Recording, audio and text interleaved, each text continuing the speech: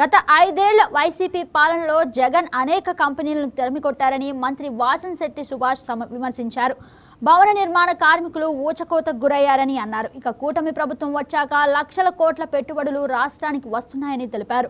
20 లక్షల మంది భవన నిర్మాణ కార్మికులు ఉపాధి పొందుతున్నారని చెప్పారు. గత ప్రభుత్వంలో కార్మికులు తిండి లేక పస్తులు ఉన్నారని, వారి జీవితాలను చీకట్లోకి నెట్టేశారని వ్యాఖ్యానించారు. ఇప్పుడు ఏపీతో పాటు ఇతర రాష్ట్రాల కార్మికులు రాష్ట్రంలో పనుల కోసం వస్తున్నారని మంత్రి వెల్లడించారు. కార్మికుల కోసం గుప్పెడ ఇసుక కూడా గత ప్రభుత్వం వేయలేదని మండిపడ్డారు. వారి సంక్షేమాన్ని ఏమాత్రం పట్టించుకోకుండా వారి నిధులు వాడేశారని ఆరోపించారు.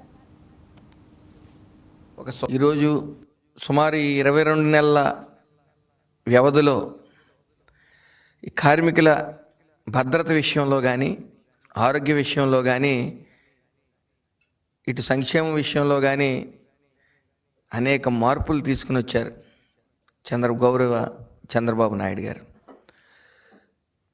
నిరంతరం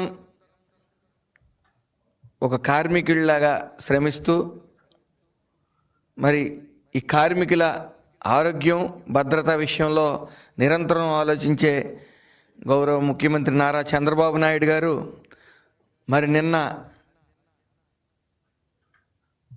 మేడే రోజున ఒక శుభవార్త చెప్పడం జరిగింది.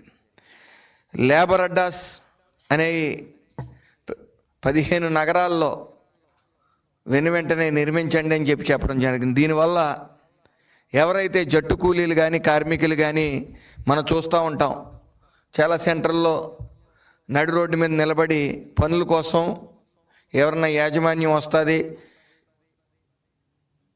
కూలి పనుల కోసం అక్కడ చేసుకుందామని వెయిట్ చేయడం చూస్తూ ఉంటాం. దానివల్ల ప్రమాదాలకు కానీ, మండుటెండలో వాళ్ళు నిలబడటం కానీ ఇవన్నీ జరుగుతూ ఉన్నాయి.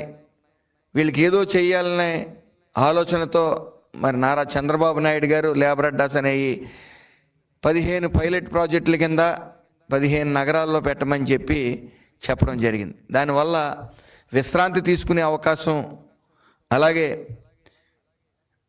టాయిలెట్స్ ఉపయోగించుకునే అవకాశం, అలాగే వాళ్ళకి అక్కడ స్కిల్ ఇచ్చే అవకాశం. అంటే చంద్రబాబు నాయుడు గారు నాకు కావాల్సింది హార్డ్ వర్క్ కాదు, స్మార్ట్ వర్క్ అని చెప్తా ఉన్నారు.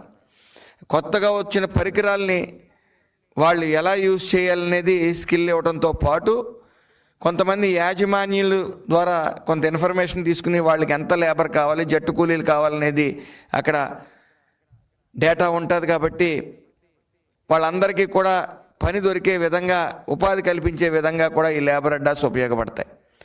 మరి ఇది పైలట్ ప్రాజెక్ట్ కిందే చేస్తూ ఉన్నాం. ఈ పైలట్ ప్రాజెక్ట్ 15 పూర్తవగానే ఇంచుమించు ప్రతి కాన్స్టిట్యున్సీలో కూడా లేబర్ అడ్డాస్ అనేవి నిర్మించబోతూ ఉన్నాం. అదేవిధంగా ఈరోజు చూస్తూ ఉంటే పోలవరం కానీ, అమరావతి నిర్మాణం కానీ, పారిశ్రామిక కారిడార్లు కానీ, లాజిస్టిక్స్ కానీ ఇలా మన రాష్ట్రంలో విస్తృతంగా అభివృద్ధి జరుగుతూ ఉంది. అభివృద్ధి పనులు జరుగుతూ ఉన్నాయి. కష్టజీవులకి చేతి నిండా పని దొరికే గొప్ప అవకాశం ఇదని తెలియజేసుకుంటా ఉన్నాను. అలాగే ఆల్రెడీ ఏదైతే 18 లక్షల మంది, 20 లక్షల మంది భవన నిర్మాణ కార్మికులు ఉన్నారో వాళ్ళ జీవితాలని చిన్నాభిన్నం చేసింది గత వైసీపీ ప్రభుత్వం.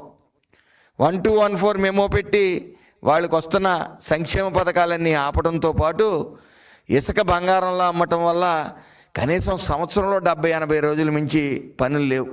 అయితే ఈ మంచి ప్రభుత్వం వచ్చిన తర్వాత మరి సంక్షేమ పథకాలు వాళ్ళకి